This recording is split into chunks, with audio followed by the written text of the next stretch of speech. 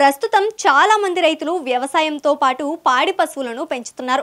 ప్రకృతి సేద్యంలో అయితే పాడి లేనిదే పంట లేదు. గోవు నుంచి వచ్చే వ్యర్థాలతోనే సాగులో అద్భుతాలు చేస్తుంటారు అన్నదాతలు. అలాగే పాడి పశువుల పెంపకంతోనూ అదనపు ఆదాయాన్ని పొందవచ్చు. తక్కువ ఖర్చుతో ఎక్కువ పాల దిగుబడి ఇచ్చే ప్రత్యేకమైన దేశీ ఆవులు ఎన్నో ఉన్నాయి. ఈ ఆవులు రైతులకు చక్కని ప్రయోజనాలను అందిస్తోంది. అయితే పశుపోషణలో చాలా మంది రైతులు నేటికి సాంప్రదాయ పద్ధతులనే పాటిస్తున్నారు.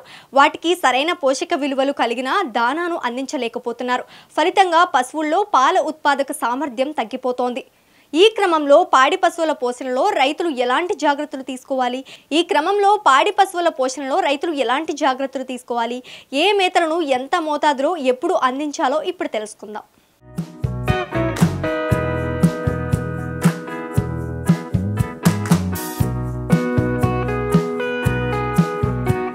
పాడి పశువుల నుంచి అధిక పాల దిగుబడిని పొందాలంటే పుష్టికరమైన మేతను అందించాలి. అంటే వరిగడ్డితో పాటు సమీకృత దానాను పశువులకు సమయానుకూలంగా ఇవ్వాలి. అప్పుడే దేశావళి గేదెలో ఉత్పాదక సామర్థ్యం పెరిగి అధిక పాల దిగుబడిని పొందవచ్చని పశు వైద్యాధికారులు చెబుతున్నారు. పాల ఉత్పత్తి సమయంలో చూడి దశలో, పెరుగుదల దశలో పశువులకు పోషక విలువలు కలిగించిన దానాను అందించాలి. అంటే పశువు రోజువారీ ఆహార అవసరాలకు అనుగుణంగా ఎక్కువ మాంసకృత్తులను, అధిక శక్తిని అందించే ఆహారాలను ఇవ్వాలి. ఇందుకోసం అధిక పోషక విలువలు కలిగిన దినుసులను తగు పాలలో కలిపి మరపట్టించాలి.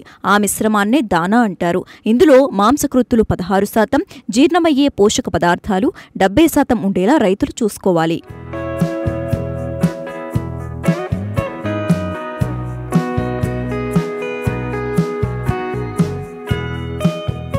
సాధారణంగా చాలామంది రైతులు పశువులకు దానాగా తౌడును వేస్తుంటారు. సమీకృత దానా తయారీకి ఖర్చు కాస్త ఎక్కువగా కావటమే దీనికి కారణం.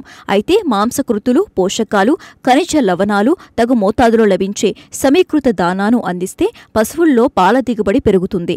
2 లీటర్లకు పైబడి పాలిచ్చే పశువులకు తప్పనిసరిగా సమీకృత దానాను అందించాలి. పాలిచ్చే గేదెలైతే ప్రతి 2 లీటర్లకు కిలో చొప్పున రోజుకు 7 లీటర్లకు మించకుండా దానాను ఇవ్వాలి. పాలిచ్చే ఆవులకు ప్రతి 2.5 లీటర్లకు 1 కిలో చొప్పున దానా పెట్టాలి. మరీ ముఖ్యంగా వీటికి అందించే దానా తాజాగా ఉండాలి. అంటే అవసరాన్ని బట్టి ఎప్పటికప్పుడు దానాను తయారు చేసుకోవాలి. దానాను ఎప్పుడూ డబ్బాలు లేదా సంచుల్లో నిల్వ చేసుకోవాలి. గాలి వెళ్లకుండా జాగ్రత్తలు తీసుకోవాలి.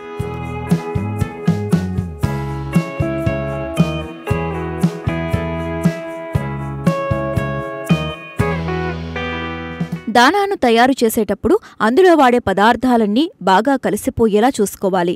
ముఖ్యంగా తక్కువ పరిమాణంలో ఉండే ఖనిజ లవణ మిశ్రమాన్ని దానాలో కలిపేటప్పుడు జాగ్రత్త అవసరం. ఒకవేళ కుదరకపోతే దానిని దానాలో కలపకుండా పశువుకు అందించే ఆహారాన్ని బట్టి రోజువారీగా విడిగా ఇవ్వటం మంచిది. దానా తయారీకి ఉపయోగించే పదార్థాల్లో 5% కంటే ఎక్కువ తేమ ఉండకూడదు. తేమ ఎక్కువైతే మొక్కజొన్న, వేరుశెనగ, సోయా వంటి పదార్థాలు బూజు పడతాయి. అప్పుడు దానాలో ఆప్లోటాక్సిన్ అనే విష పదార్థం తయారవుతోంది. బూజు పట్టిన మొక్కజొన్న గింజలు నల్లగా మారతాయి. అలాంటి వాటిని దానాగా వాడకూడదు. నాణ్యమైన గింజలని సేకరించాలి. వేరుశెనగ, సోయా గింజలపై ఫంగస్ ఉందో లేదో ముందుగానే చూసుకోవాలి. ఆ గింజలను చిన్న చిన్న ముక్కలుగా విరిచి అంచులను పరిశీలిస్తే నాణ్యంగా ఉన్నాయా లేదో అర్థమవుతోంది. పత్తిపిండిని 10% మించి వాడకూడదు. ఎందుకంటే దానిలో గోప్సిపోల్ అనే విష లక్షణం ఉంటుంది. ఉప్పు కలపని ఖనిజ లవణ మిశ్రమాన్ని కొనటం మంచిది.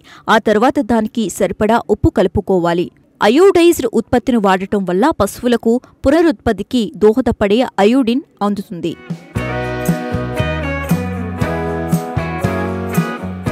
100 కిలోల సమీకృత దానాను తయారు చేసుకోవాలంటే 25 నుంచి 30 కిలోల బియ్యం లేదా గోధుమ తౌడు తీసుకోవాలి. 30 నుంచి 40 కిలోల మొక్కజొన్న లేదా జొన్న పిండి కలపాలి. మరో 20 నుంచి 30 కిలోల వేరుశెనగ లేదా తెలగ లేదా పత్తి లేదా కొబ్బరి తెలగ పిండి అవసరం. కిలో ఉప్పు, 2 కిలోల ఖనిజ లవణ మిశ్రమంతో పాటు 20 కిలోల వరకు ఉలవలు లేదా శనగపొట్టు లేదా కందిపొట్టు అవసరం అవుతాయి. ఏ పదార్థాలు అందుబాటులో ఉన్నాయో చూసుకుని ధరను దృష్టిలో పెట్టుకుని చూసుకుని అనువైన ఆహార పదార్థాలను దానా కోసం ఎంపిక చేసుకోవాలి. ధాన్యపు గింజలు పశువుకు మంచి శక్తిని అందిస్తాయి, ఎందుకంటే వీటిలో పోషకాలు, మాంసం కృత్తులు పుష్కలంగా లభిస్తాయి. తౌడు ద్వారా పశువులకు జీర్ణమయ్యే పోషకాలు, మాంసకృత్తులతో పాటు విటమిన్లు, భాస్వరం, పీచు పదార్థాలు కూడా లభిస్తాయి. పిండి ద్వారా మాంసకృత్తులు అదనపు శక్తి చేకూరుతాయి. అయితే దానాలో తగినంత ములాసిన్ కలిపితే మంచి రుచి వస్తుంది. పశువులకు శక్తి కూడా లభిస్తుంది. ఖనిజ లవణాలు పశువుల్లో రోగ నిరోధక శక్తిని పెంచుతాయి.